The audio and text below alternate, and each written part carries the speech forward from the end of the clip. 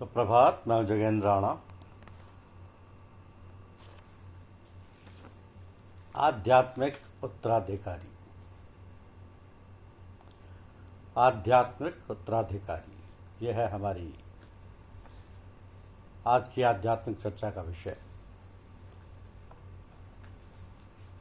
संत मत की चक्र बंधन विद्या को सीखने की प्रत्येक मनुष्य की स्वतंत्रता है। धर्मायु और अमीरी गरीबी की इसमें कोई बंदिश नहीं है।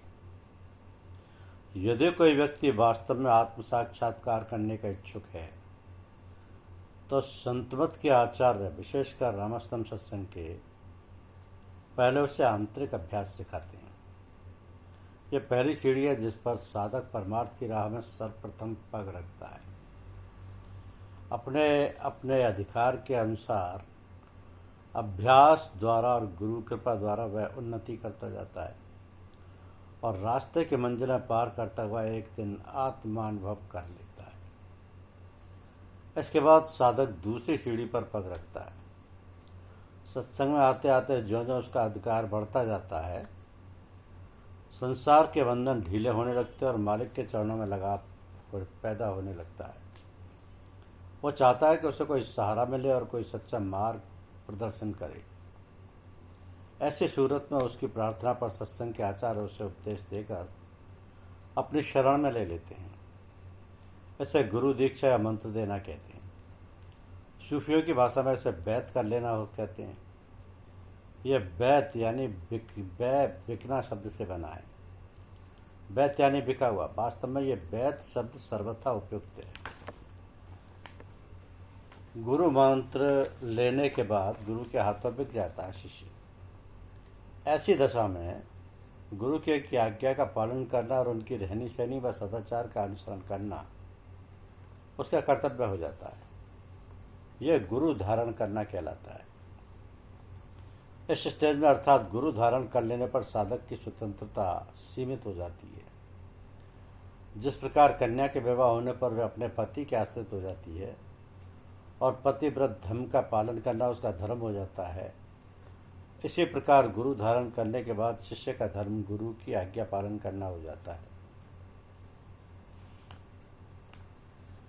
पहले कई अवस्था में यानी जब तक गुरु धारण नहीं किया जाए तब तक साधक इस बात के लिए स्वतंत्र होता है कि किसी भी सत्संग में जाए, किसी संत महात्मा के पास जाए या कहीं भी गुरु की खोज करे। परंतु एक बार गुरु धारण कर लेने पर वह बिक जाता है और उसकी स्वतंत्रता जाती रहती है। तो जैसे जैसे अभ्यास करते करते गुरु की कृपा द्वारा साधक आंतरिक चक्रों को भेदता जाता है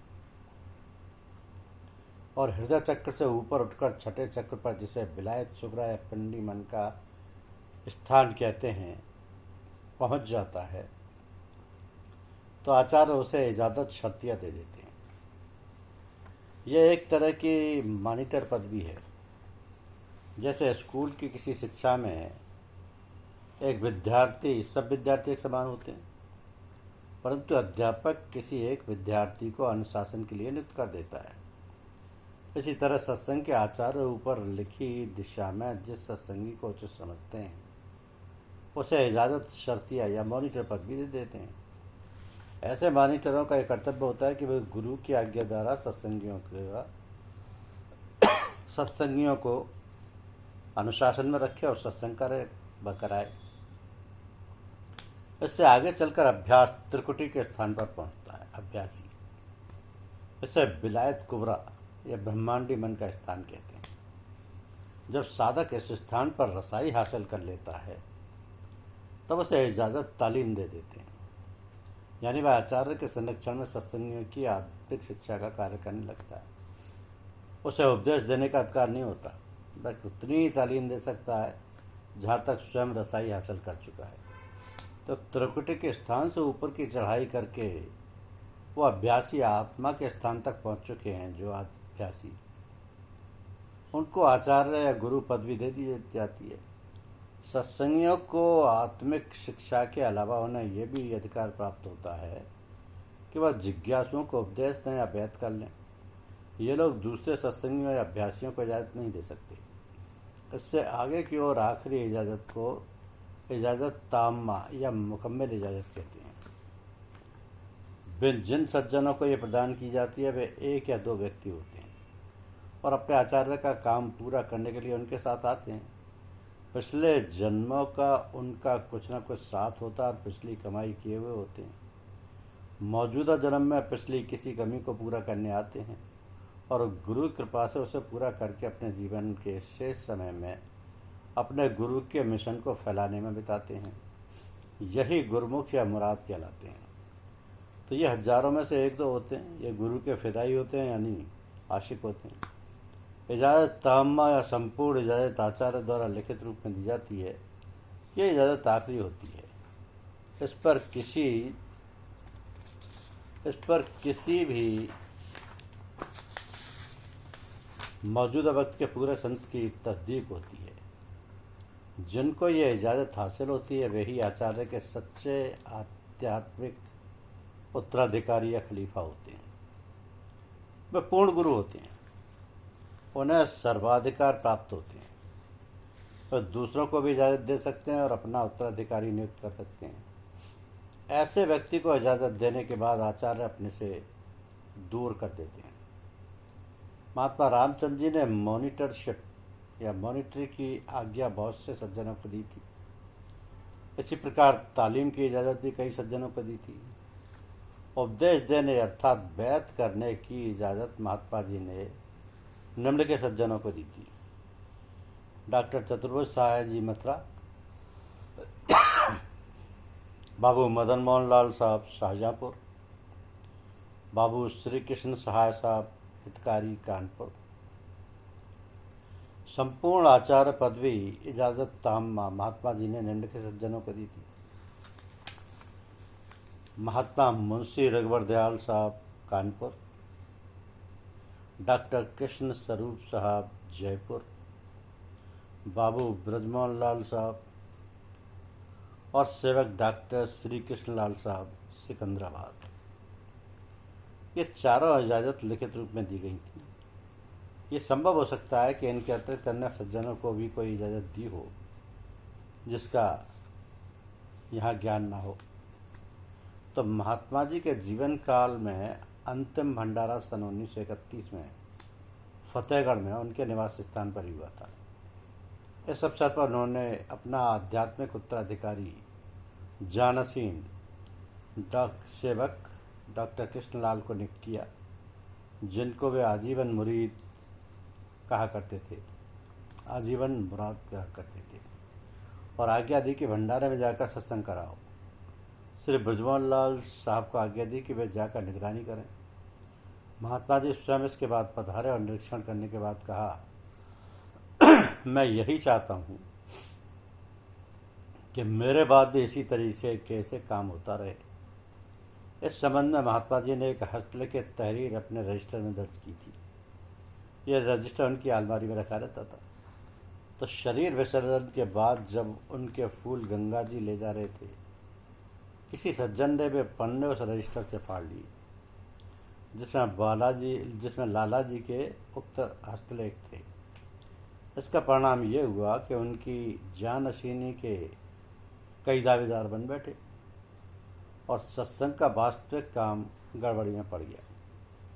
तो परम पूज्य महात्मा जी की धर्मपत्नी जी ने भी अंतिम समय में लाला जी की वसीयत की पुष्टि की थी कि सत्संग का काम डॉक्टर कृष्णलाल के सुपुर्द किया गया है। परंतु जब हरेक अपने आप को जानशीन बतलाने लगा, तब इन झगड़ों से लोगों ने अपने आप को अलहदा कर लिया। तो इस प्रकार की दावेदारी और झगड़े बसड़े से कुछ लाभ नहीं होता।